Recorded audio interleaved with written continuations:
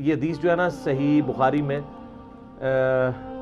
631 number حدیث بڑی مشہور ہے، صلو کما رأیتمونی اصلی، نماز اس طرح پڑھو جس طرح مجھے نماز پڑھتے ہوئے دیکھتے ہو۔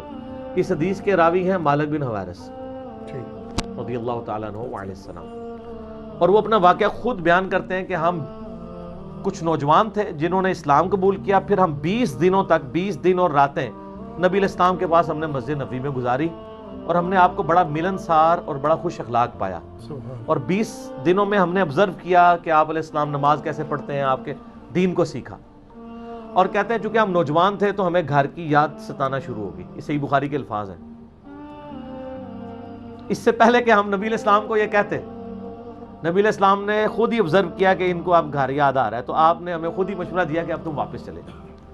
ٹھیک ہے، ایک اچھا ٹیچر ایسا ہی ہوتا ہے کہ جو استاد کی جو کمزوری شاگرد کی ہائی لائٹ ہونے سے پہلے وہ استاد اس کو نا اس طریقے سے اسکیپ روٹ دے دیتا ہے۔ اچھا، آج تو لوگ کہتے ہیں نا کہ اگر میں حضور کا غلام ہوتا تو میں بس قدموں سے لپٹا رہتا۔ نا، تو آج نہیں رفع الیدین کرتا، ادو کو تو کتنے کرنا سی؟ آج تجھے قرآن دی سے ایاک نعبد و ایاک نستعین دکھاتے ہیں، تو آج بابوں کو پکارنا نہیں چھوڑتا، اس وقت تو نے کب چھوڑنا تھا؟ یہ صرف شعر ہیں، اور یہ کہنا آسان ہے، اس پہ عمل کرنا بڑا مشکل ہے۔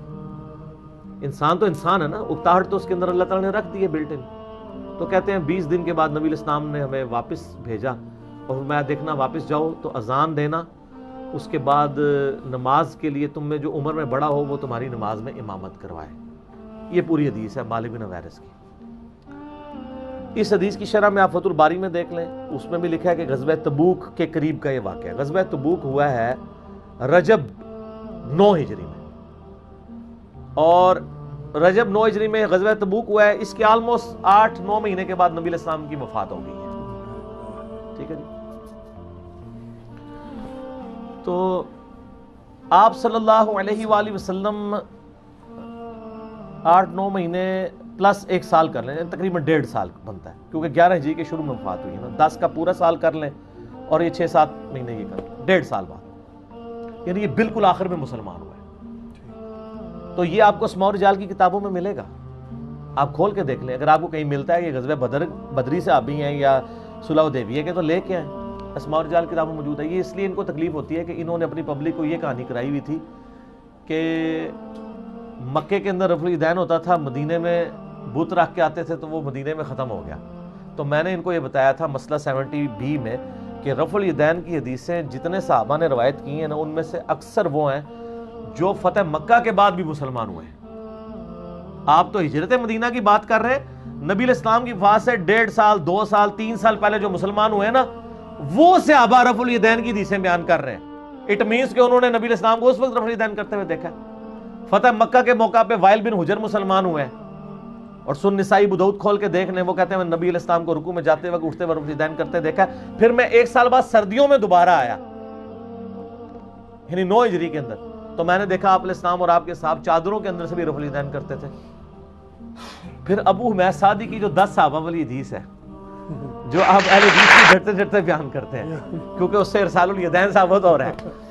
پہلے تو وہ کہتے تھے دیکھو جی 10 صحابہ کی حدیث 11ویں وہ، تو اس میں ابو حمید سعدی جب کہتے ہیں میں تم سب سے زیادہ نبی علیہ السلام کی نماز جانتا ہوں، تو 10 صحابہ کیا کہتے ہیں کہ آپ نے تو بڑی تھوڑی صحبت حضور علیہ السلام کی کی ہے، آپ کس طرح دعویٰ کر رہے ہیں کہ آپ زیادہ نماز جانتے ہیں؟ یعنی بالکل آخر میں مسلمان ہوئے، آخر مسلمان ہو کے انہوں نے وہ نماز روایت کی ہے جو رفع الیدین کے ساتھ ہے، اور پھر انہوں نے اس کے اینڈ پہ باقی صحابہ بھی کہتے ہیں کہ نبی علیہ السلام بھی ایسا ہی اسی طریقے سے نماز پڑھا کرتے تھے، اور میں اس کے ساتھ بولتا ہوں کہ وفات تک پڑھا کرتے تھے، اس لیے کہ نبی علیہ السلام کی وفات کے بعد 11 صحابہ ایک جگہ مجلس کر کے ایک دوسرے کو نماز سکھا رہے ہیں، تو وہ نماز سکھائیں گے جو منسوخ ہو چکی ہوئی ہے، یا وہ سکھائیں گے جو نبی علیہ السلام پڑھا کرتے تھے؟ پڑھا کرتے تھے۔ آج اپنے بچے کو آپ کیا پہلے غلط نماز سکھائیں گے، اس کے بعد کہیں گے یہ تو منسوخ ہو گئی تھی، آپ یہ صحیح نماز سیکھو؟ خود دیکھیں لاجیکل ہے، وہ کہتا نہیں خود سے اپنے سال لگا لیتا ہے جی وفات تک امپلائیڈ ہے، خود سے نہیں لگتا، الفاظ بول کے زبان حال سے کہہ رہے ہوتے ہیں، اور وہ امپلائیڈ ہوتے ہیں۔ قرآن پاک میں بھی کئی ایک جگہ پہ آپ کو آیات ملیں گی جن میں الفاظ امپلائیڈ ہوتے ہیں، اور یہ عربی کا اسلوب بھی ہے۔ آپ سورہ الزمر اٹھا کے دیکھ لیں، اس میں اللہ تعالیٰ نے کئی ایک باتیں کر کے نا یعنی پہلے فرمایا کہ بھلا بتاؤ تو جو شخص رات کو کھڑا ہوتا ہے اللہ کے حضور اور اس کا تابع فرمان ہے، کیا وہ شخص بھلا، اور آگے سوالیہ وہ ڈیش ڈیش، یا وہ شخص جو یہ نہیں کرتا وہ بہتر، یہ چھوڑ دیا اور پھر آیت کو کنکلوڈ کر دیا۔ قرآن پاک میں کئی آیات ایسی ہیں جس میں اللہ تعالیٰ تصویر کا ایک رخ بیان کرتا ہے اور دوسرا سوالیہ نشان کے طور پر چھوڑ دیتا ہے۔ یہ ایک عربی لنگوسٹک کا سٹائل بھی ہے، کسی کو نا، جس طرح کئی لوگوں کو آپ نے دیکھا نا کہ وہ تقریر کرتے ہوئے جو سامعین ہے نا آدھی بات کر سے ان سے اگلوانے کی کوشش کرتے ہیں، بالکل ٹھیک ہے نا، اس کا مقصد یہ ہوتا ہے کہ وہ اٹینٹو ہو۔ یہ سٹائل آپ کو قرآن میں بھی نظر آئے گا۔ بھلا بتاؤ تو جو اللہ کا تابع فرمان ہوگا وہ اچھا، آگے چھوڑ دیا، اللہ تعالیٰ نیکوکاروں کو جزا دے گا، وہ دوسرے والا چھوڑ دیا، لیکن سٹارٹ سوال سے کیا، بھلا وہ اچھا یا وہ اچھا جو یہ نہیں کر رہا وہ چھوڑ دیا۔ قرآن پاک میں بے شمار اس کی مثالیں موجود ہیں۔ تو مالک بن حویرث ہوں، وائل بن حجر ہوں، ابو حمید سعدی ہوں، یہ سب کے سب اصحاب جو ہیں بالکل اینڈ پہ مسلمان ہونے والے ہیں۔ انہوں نے حدیث روایت کی ہیں رفع الیدین والی، اور مالک بن حویرث سے تو ان کو بڑی چیڑ ہے، میں آپ کو بتاؤں۔ اس کے مالک بن حویرث نے تو ان کا چومر نکال دیا۔ بخاری میں اور مسلم میں مالک بن حویرث سے نماز کی ڈیٹیلز آئی ہیں اور تبع تابعین سے۔ اب آپ اس سے اندازہ لگائیں کہ مالک بن حویرث صحیح بخاری میں آتا ہے، مسلم میں بھی، کچھ تابعین کو ملنے کے لیے جاتے ہیں اور وہاں پہ نماز پڑھتے ہیں۔ اب ایک صحابی ملنے کے لیے آیا ہے کچھ تابعین کو جنہوں نے نبی علیہ السلام کو نماز پڑھتے ہوئے نہیں دیکھا۔ ان کی خواہش یہی ہوتی تھی کہ کوئی صحابی ہمیں نماز پڑھ کے بتائے تو ہم وہ طریقہ سیکھ لیں۔ نہ کوئی ویڈیو تھی، نہ کوئی کتابیں تھی، نسل در نسل دین ٹرانسفر ہوا ہے نا، سنت تو نسل در نسل ٹرانسفر ہوئی ہے۔ اس کا ریکارڈ تو 30 صدی میں آگے حدیث کی شکل میں لکھا گیا۔ اللہ کی رحمتیں ہوں کروڑوں ان لوگوں پہ کہ انہوں نے کم از کم دین کو فریز کر دیا ہے، ورنہ نسل در نسل تو جو ہمارے بابے یہاں دین دے کے گئے ہیں تو بیڑا ہی غرق کر گئے ہیں۔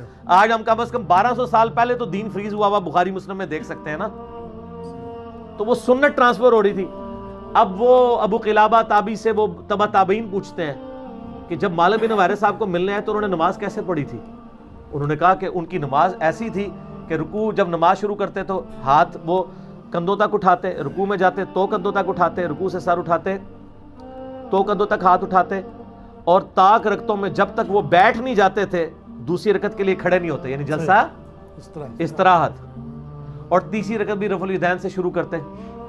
اور ایک بخاری کے طریق میں آتا ہے کہ جب وہ تشہد سے اٹھتے یا پہلی رکعت میں دوسرا سجدہ کر کے بیٹھ کے اٹھتے تو زمین پر اعتماد کر کے اٹھتے۔ جو یہ حنفیوں نے جعلی کہانی بنائی ہے کہ نبی علیہ السلام بوڑھے ہو گئے تھے، اٹھا نہیں جاتا تھا، نعوذ باللہ۔ اور پھر اینڈ پہ مالک بن حویرث اس حدیث میں کہتے ہیں کہ میرا نماز کا ارادہ کوئی نہیں تھا، میں نے جان بوجھ کے نماز پڑھی ہے تاکہ تمہیں سکھاؤں کہ نبی علیہ السلام کی نماز کا طریقہ کیا ہے۔ اور کون شخص کہہ رہا ہے؟ جس کو نبی علیہ السلام فرمایا سلو کما رأیتمونی اصلی، مالک بن حویرث نماز ویسے پڑھنا جسے مجھے پڑھتے ہوئے دیکھی ہے۔ اس نے یہ بات ایسی پلے باندھی ہے کہ وہ تابعین کے پاس جاتا ہے تو جا کے ان کو نماز سکھاتا ہے، اور کون سی سکھاتا ہے؟ رفع الیدین کے ساتھ۔ جو کہتے ہیں چھوٹا مسئلہ ہے، چھوٹا مسئلہ ہے تو آپ بھی چھوڑ دینا عید کا رفع الیدین، پہلا چھوڑ دیں، وطروں کا چھوڑیں، چھوٹا تو پہلا بھی چھڈو، وہ جی سنت ہی ہے نا، کر لو تو ثواب، تو پہلا بھی چھڑ دو، کدے ثواب بھی لو نا چھڑنے والا، صرف فرقہ واریت کی لعنت ہے۔